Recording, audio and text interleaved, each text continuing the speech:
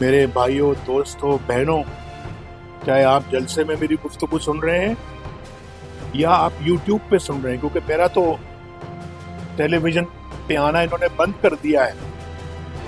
इनको मेरी बातें अच्छी नहीं लगती, मैं सच बोलता हूँ,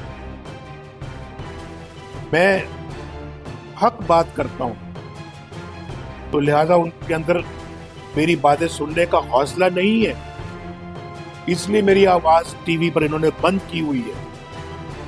एक वो शख्स 3 मरतबा मुल्क का वज़ीर आज़म रह चुका हो, उसकी आवाज भी बंद कर दी है, लेकिन ऐसे बंद होगी नहीं, वो अपनी खुशफहमी में है।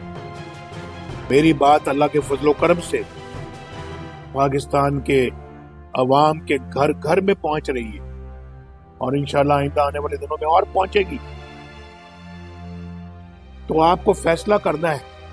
YouTube पर गुगली टीवी देखने के लिए youtube.com की सर्च बार में गुगली टीवी टाइप करें। गुगली टीवी के पेज पर सुर्ख रंग के सब्सक्रिप्शन वाले बटन पर क्लिक करना ना भूलिए। YouTube पर अपलोड होने वाली वीडियो से बाखबर रहने के लिए बेल आइकॉन पर क्लिक कीजिए। आपको हर नई आने वाली वीडियो के बारे में नोटिफिकेशन मौसूल हो जाएगा।